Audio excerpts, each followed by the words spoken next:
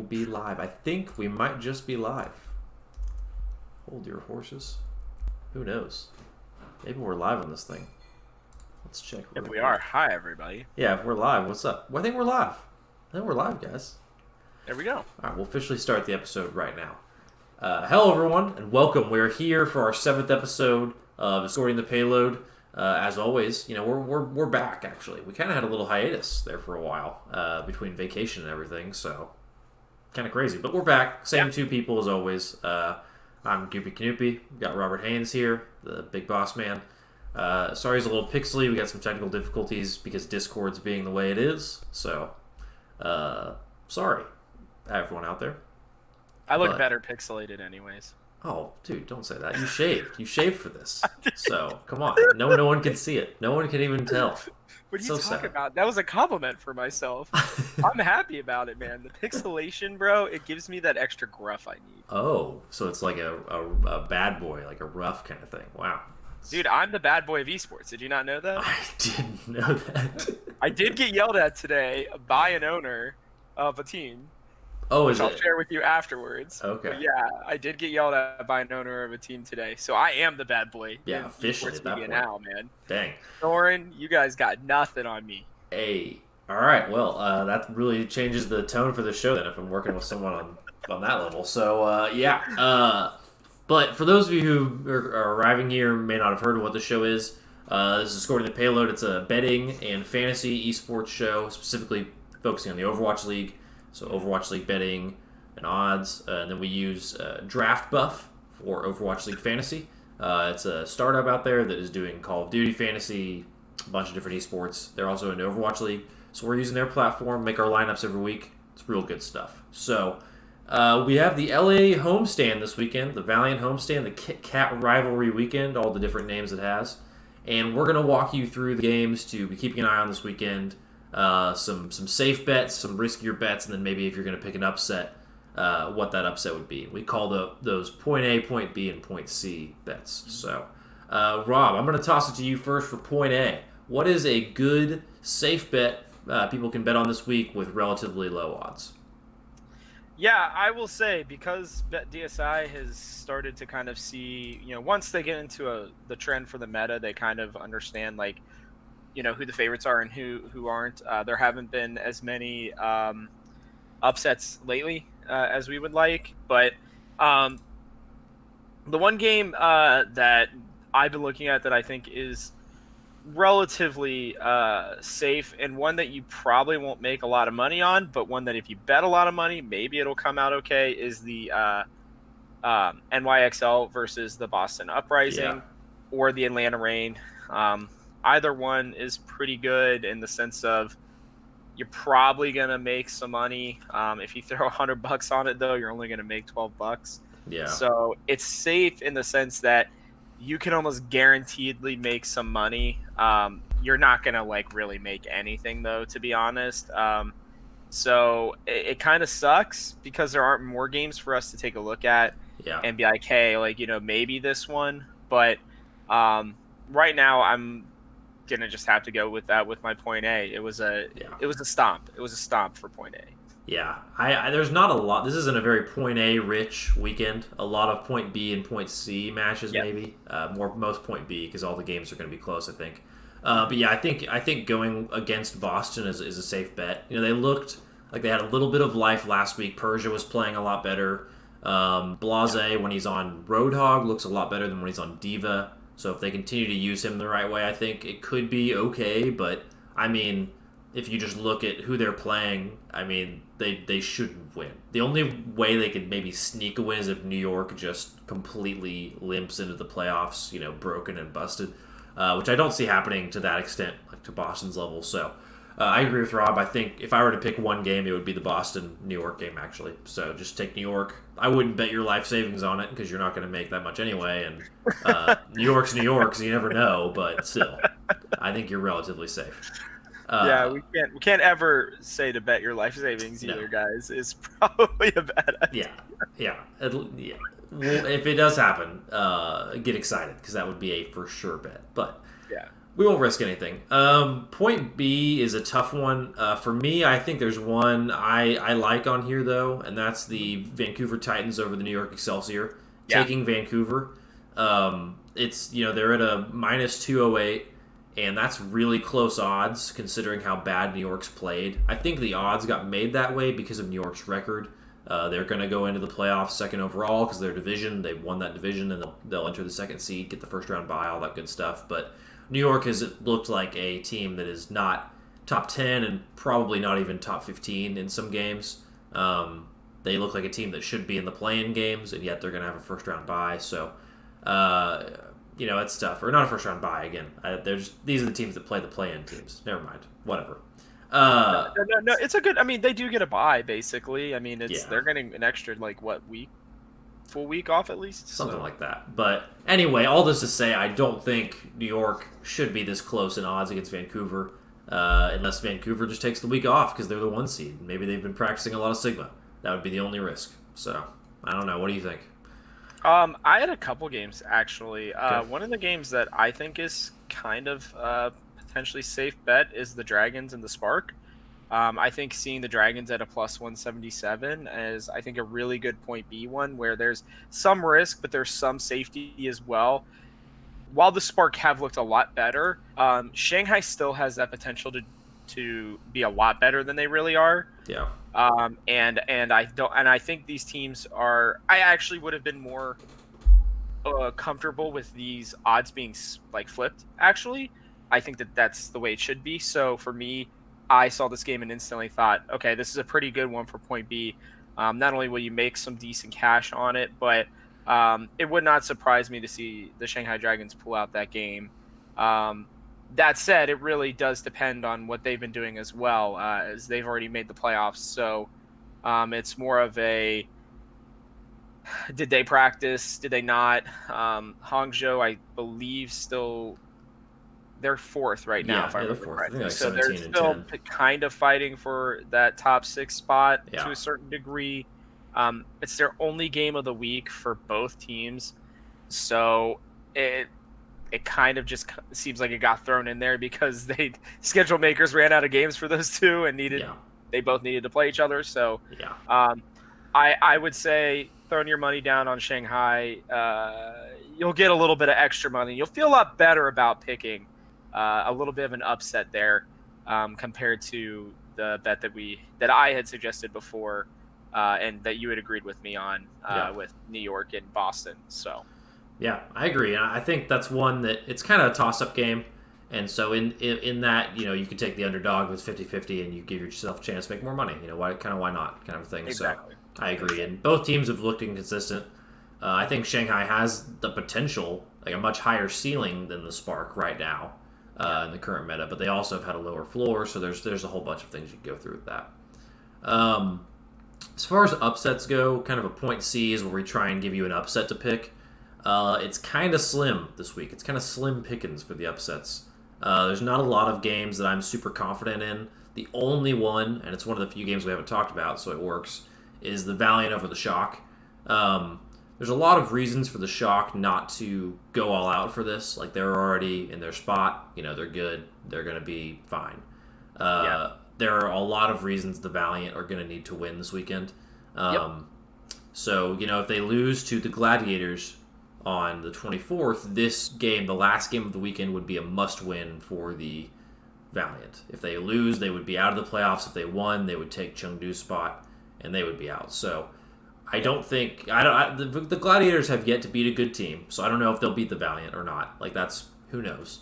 And if the Valiant win that game, they take this one off too. I don't think that would be the case either, though. It's their homestand. Team has yet to lose at their own homestand, so you also have to kind of go with that. So I think that's probably the only upset I would actually bet on this whole weekend. I wouldn't bet on Dallas. I wouldn't bet on Boston. Like that, those just seem like you're throwing your money away. So I take the Valiant. Yeah, I think that's a good one. I think if you're picking an upset as well, Vancouver over the Shock, not likely, but at plus 159, that's not bad. It's not bad odds. I like to go a little crazy for point C normally, as you know. Yeah. I like to pick these upsets. The bad boy of esports, I'm the bad boy of esports. Yeah. That is my nickname now, forever, hopefully. And Yeah. I'm actually gonna say Boston over New York. I think might be one that you can look at. And I know I Yeah. picked New York for my safe one, and blah blah blah blah blah. But like, if there's a It's game that not you're so looking safe to after make, all. no, it's still pretty freaking safe. But um, to be fair, what I like to look at, right, is which ones have not only the best odds of you winning it, but also what ones are going to be worth your time and your Yeah. money, right? Like, because you and I could have easily picked both Atlanta games for our point A, right? Like, those are almost in the bag. Atlanta Yeah. could potentially play 3 players and still win that game, right? So it's Ouch. like awkward. So I think for Boston and for me here, like you were talking about, Blase looked a little bit better on the Roadhog, and New York just does not looked good at all, Yeah. like this entire stage. Yeah.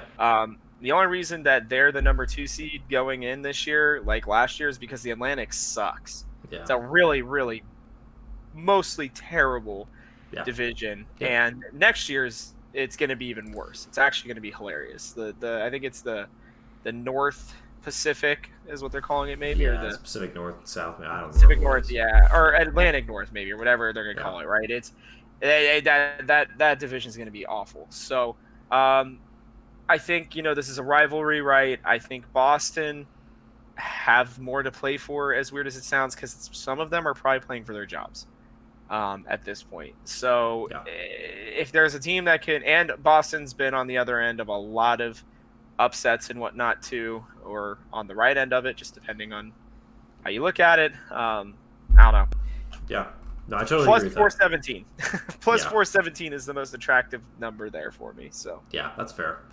Yeah, those are, like I said, we don't have just a ton of games this week. There's only like 8 games total, so I mean, not many. Just 2 days of action, Saturday, Sunday.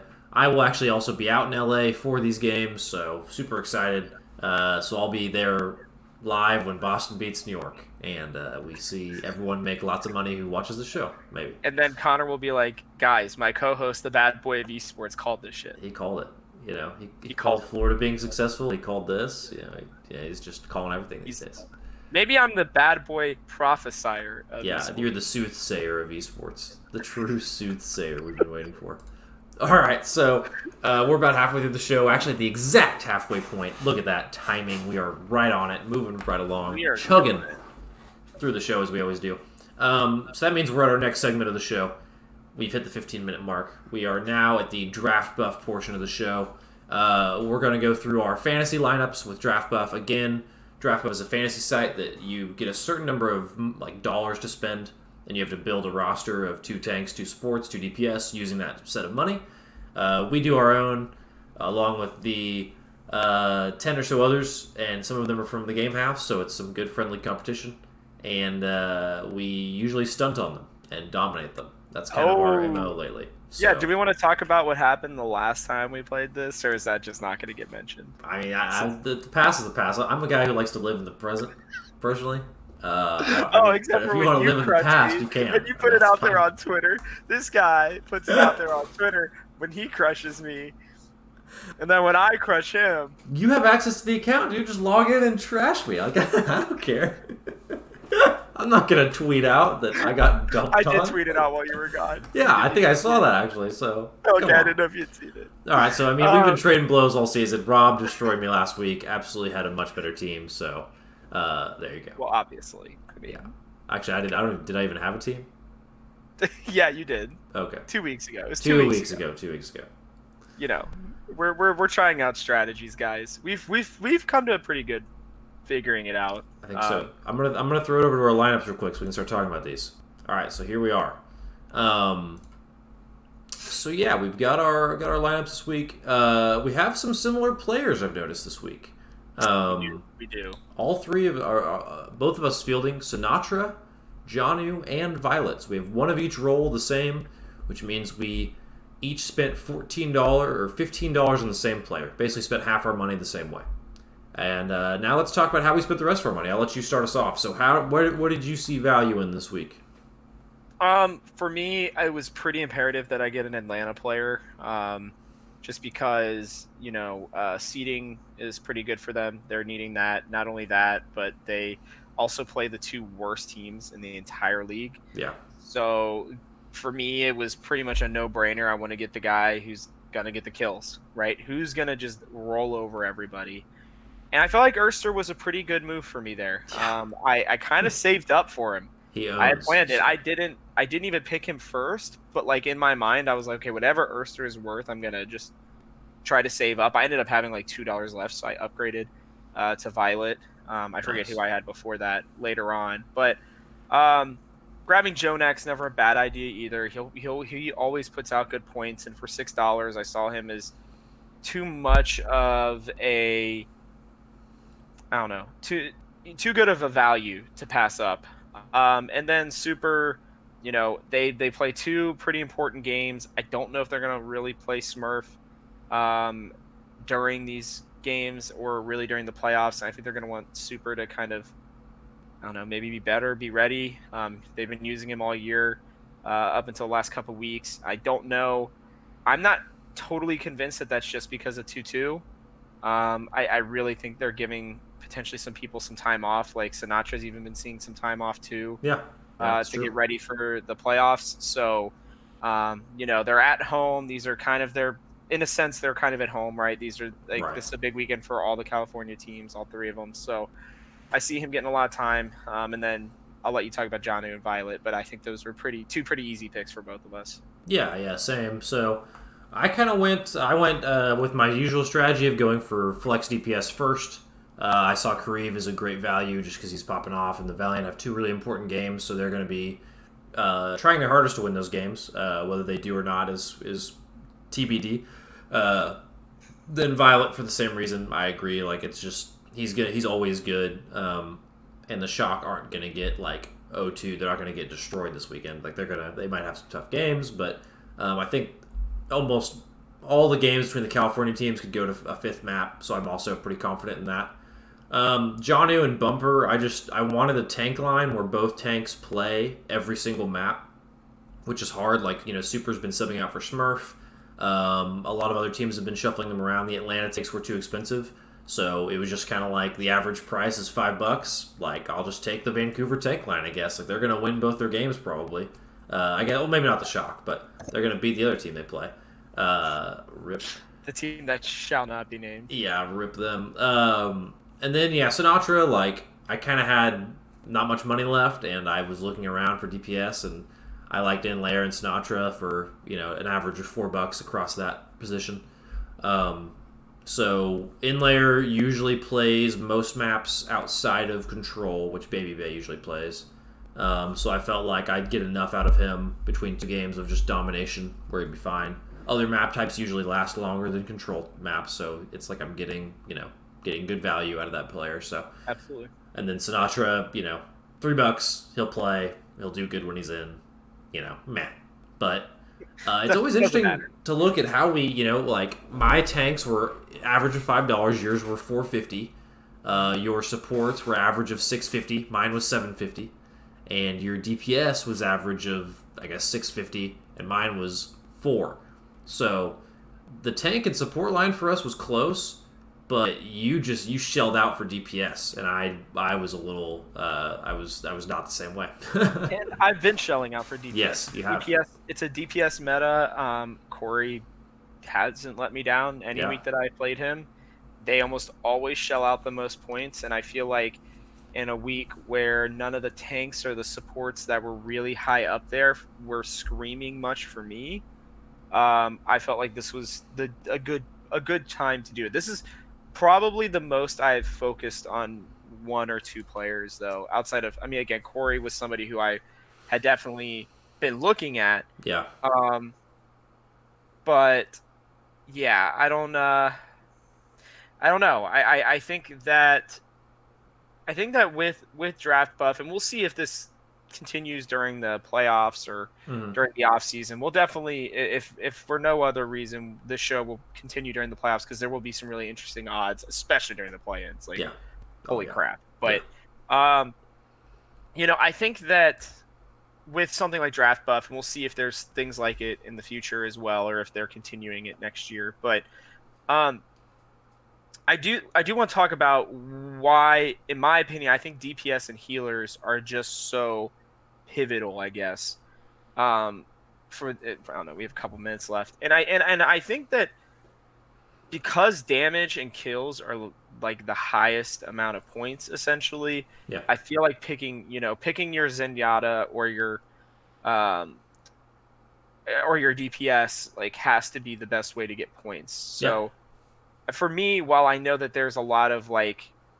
collateral kills, I guess I would call them, for the tank meta, or for tanks, that's kind of why I've been picking DPS, I guess. Yeah, I think it's the same for me. It's kind of like I've been going with healing as kind of my big metric, and I want to get the players who are getting a lot of healing, and then also, yeah, I think we both agree that tanks are kind of the thing. You just want to get a player that's going to be out there Yeah, on a preferably a winning team. If you're on a losing team, so if you get the cheapest possible tank and you just have a tank that's getting crushed, tanks are always the ones that die. It's like when you watch Muma play with the Outlaws and they're getting stunted on. He's the one who gets tilted first because the Orisa's the one that gets jumped on and frozen off and just destroyed. So you want to get a tank line. I have Bumper who kind of feeds a lot, but you want to get a tank line that's going to hopefully be winning fights, staying alive, getting as much damage as they can. I feel like Orisa players do get quite a bit of damage, and Roadhog yeah, players get a lot of pick kills. But I think, like you said, it seems like more and more people are getting better against the ice pick stuff, where you just need a DPS that's going to pop off. Like Corey popping off against the Titans is why Washington won. It wasn't because of their tank anything or else. support play necessarily. It was because of the DPS. So I Yeah, agree with your investment in DPS. We'll definitely have. Well, this will be a good test. These are always good litmus tests as to see which works out the best. yeah, Does investing in support or tank work better? This is good stuff for us to figure out. It's good stuff for Draft Buff to figure out. Good stuff for our listeners to kind of learn more about. So, whatever the future of fantasy is for this show and for most Overwatch League fans, it's good to know that stuff for the future, for sure. absolutely. And we'll talk about the future of fantasy and whatnot over the off season, because Hmm. if you haven't seen it, the 2020 schedule has leaked, Hmm. or not leaked. It's been released, and everything is going to change. Very much so for fantasy. I don't really know exactly how fantasy will work necessarily. I know the Overwatch League is building it out, and they will have it, I would assume, available before the season starts sometime in January, would be my guess. Yeah, So, or early February at the latest. So, there will be a way to play this game very differently, but it's important to take a look at that schedule, because there are teams like Atlanta who don't even play for 2 full weeks. yeah, So, it's going to be interesting to see what happens going forward. But yeah. yeah, And again, we'll theorize more about this as we go on, but it could be like the yeah, NBA. The NBA fantasy, you do totals over the season, and you yeah, can only play a certain. You have a number of games set out that you can play per position. So for the Overwatch League, you could say as long as you fill 25 games, you have 25 games to fill at 2 DPS slots, 2 tank, and 2 support slots, and then your total at the end of the season is your final score, and that determines the standings. That's how I've done NBA fantasy in the past, where you have like because could be a good way. players are taking off different weeks and have like some will have like 3 days in a row of games. There's like a lot of discrepancy in the schedule, so something like that can help. But again, we're gonna break that down a ton in the off season, either on this show or on Watch House, any of our other shows. This will be a part of the large conversation, including player contracts, trades, Oh yeah, all sorts of staff moving around. There will be a ton of good conversation in the off season to have. This will be in the mix with those other things as well. I would have absolutely. to think. So, uh, excuse me. That leaves us with our last thing. We always close out the show. We've got 4 minutes left. We always close out the show with our hot take or our prop bet, basically. They turned into hot takes, but they're supposed to be prop bets. A little Of, bit of both, yeah, a depending little on the bit day. of the weekend. Um, Rob, do you have a prop bet for us? Do you want me to go first? I think I have mine. I'll let you go first. While I like to do mine on the fly, I'm not as on the fly on this one. That's so- fine. I need to check the standings real quick. I'm going to the Overwatch League website very quickly because I think mine's going to be centered around the Atlanta Reign and their seeding to end the playoffs. So Okay. yes, so I'm gonna go with how many times did the Gladiators play? Just They once. played one. I think it's just the Valiant game. Ugh. Okay, I think that could still happen though. Yes, I'm gonna say that the Gladiators lose that game against the Valiant. The Atlanta will 4-0 both their opponents, and the Atlanta Reign will enter the playoffs as the 5th seed. They are currently the 7th seed, which will knock London into the play-ins at the 7th seed. Dude, London fans would freaking lose their minds. So sorry, London, you are going to have to survive the play-ins and beat probably Chengdu or the Valiant. So good luck. You might not be in the playoffs. I would be shocked if they make it past play-ins if they get knocked out. Yeah, which is, I mean Atlanta's gonna win both their games. If they even just win both their games, London's in the play-ins. Yeah, Atlanta has a much better map differential by like a long shot. If they win both by a large margin and the Gladiators lose, they'll jump the Gladiators as well. And if the Spark lose their game to the Dragons, I'm gonna actually say that. I'm gonna say that the Reign will end the season at the 4 seed. So they'll jump Spitfire, Gladiators, and Spark. Spark and Gladiators both lose. Well, that Atlanta will officially make them the best team in the Atlantic, without a doubt, at that point. Yes. I mean, obviously, New York will finish ahead of them, but yeah. Yes. I mean, we remember Atlanta started their craziness back in Stage 2 by beating the Excelsior twice in a row. Yeah. So that's where it all started, people. So that's my prop bet. Those series of things will all happen. Atlanta will be the number 4 seed in the playoffs. As a lot of things that you are betting on, my friend. Yep. Several things. For me, I think we are going to see at least 2 players who we haven't seen all year long. That's a good bet. I think Pine finally makes it out there. And did Mickey play last week? Did I hear that correctly? I don't know. I didn't watch that. I think he did. I think he did play. Otherwise, my other one would have been Mickey. I will say Pine plays for sure. I think this may be his exodus out of the Overwatch League as well. That or he's going to be a really nice trade chip for somebody later on. Yeah. So I think we see him, and a striker played yet? Yes. Okay. I don't know many other options. Like you could see like Panker maybe for the Gladiators. Maybe. You could see McGravy for the Valiant if they just decide to chill, which I don't think they're gonna do that. It's pretty unlikely. Pretty unlikely. I don't know of any others that haven't played on the teams that have to play still. I don't know. I'm gonna still stay 2. 2. And Pine is definitely going to be one of them. Right. If they do not play Pine this week, then the New York Excelsior have no heart because they have nothing to play for. Yeah, that would be... It would be awful to end the season with 0 Pine appearances. That would just be a shame. Dude, I was so excited to watch him last year. Like, they've even had his types of maps that, like, multiple times this stage. Yeah. And they just... Now the meta is favorable to him. I mean, we're running snipers and McCree. Like, yeah. Pine, come on.